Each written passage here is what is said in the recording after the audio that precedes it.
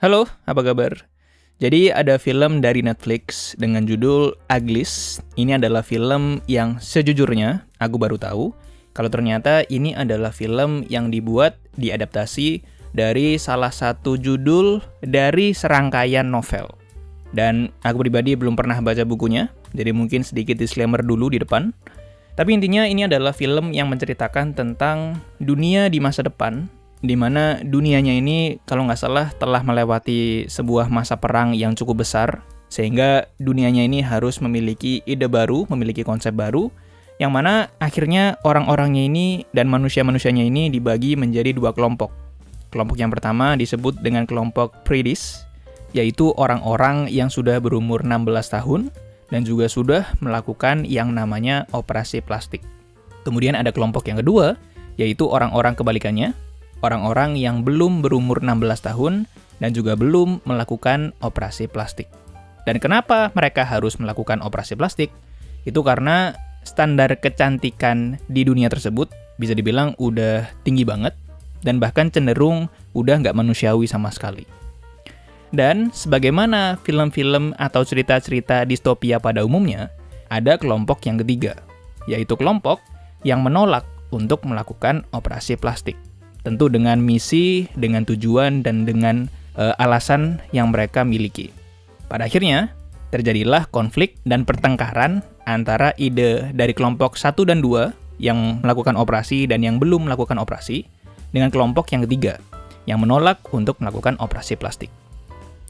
Secara konsep sih ini film menurutku bagus banget ya. Dengan ide bahwa setiap orang itu harus melakukan yang namanya operasi plastik, karena mereka sendiri juga merasa kalau mereka itu jelek. Kemudian bahwa adanya misi dan tujuan tertentu yang dimiliki oleh pemerintah di dalam prosedur pelaksanaan operasi plastik tersebut, itu juga tambah menarik. Ditambah lagi dengan adanya orang-orang atau kelompok yang menolak untuk melakukan operasi plastik. Jadi itu udah jadi dinamika tersendiri gitu. Ya walaupun, kalau boleh jujur, kita semua mah udah pasti tahu kalau misalnya ada film atau cerita yang ada dunia distopianya, ya udah pasti orang-orang yang di bawah, orang-orang yang menolak melakukan sesuatu, dan orang-orang yang tidak setuju dengan ide dari pemerintah, itu adalah orang-orang baik. Dan di film ini pun ia masih sama. Sehingga hal ini buatku pribadi akan cukup berpengaruh dengan ceritanya ya. Kita cenderung mudah untuk melihat dan meraba lah. Ini kira-kira arah ceritanya itu mau kemana?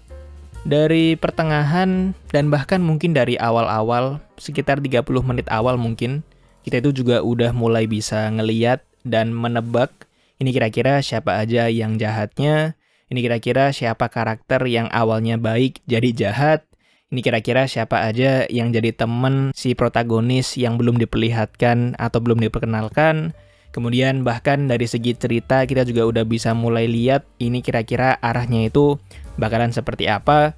Intinya kita itu mudah lah untuk menerka ceritanya. Yang mana ketika ada plot twist pun jadi nggak terlalu mengagetkan. Yang berarti bukanlah hal yang baik. Setidaknya pengalamanku pribadi ya. Apalagi ceritanya pun itu menurutku banyak yang nggak dijelaskan dengan cukup baik. Kayak misalnya dari segi ide utamanya bahkan, bahwa manusia itu harus melakukan operasi plastik. Itu aku penasaran banget, apa alasan dan apa pemicunya sehingga muncul ide bahwa setiap manusia itu harus melakukan operasi plastik. Kalau alasannya adalah masalah kecantikan, ya ini adalah dunia yang habis melewati masa perang, yang berarti dunia yang sedang tidak baik-baik saja. Ya masa logikanya itu mereka jadi malah mementingkan operasi plastik sebagai masalah utama yang harus didahulukan. Itu menurutku udah nggak masuk akal buat logika aku ya. Dan aku nggak tahu apakah mungkin di buku atau di novel dijelaskan. Seharusnya sih dijelaskan ya. Tapi di film ini seingatku nggak dijelaskan dengan cukup baik dan bahkan kayaknya nggak ada penjelasan sama sekali. Jadi itu membuat secara cerita jadi nggak masuk akal sama sekali gitu. Konsep atau ide yang awalnya bagus jadi terasa aneh gitu kan. Terus konsep yang menarik ini juga nggak dieksekusi dengan cukup baik. Lagi-lagi aku bilang kalau aku itu suka sama konsepnya, Tapi kalau ngomongin kayak eksekusi secara CGI misalnya, itu sih nggak banget ya. Terutama dari segi muka orang-orang yang udah dioperasi plastik, itu ya kelihatan plastik. Aku nggak tahu apakah itu memang disengaja supaya kelihatan seperti itu, atau seharusnya enggak. Karena kalau misalnya memang disengaja, ya berarti mereka berhasil. Tapi kalau misalnya enggak, tidak seharusnya seperti itu, ya mukanya aneh aja gitu kan. Dan apalagi karakternya juga nggak ada yang terlalu menarik menurutku pribadi.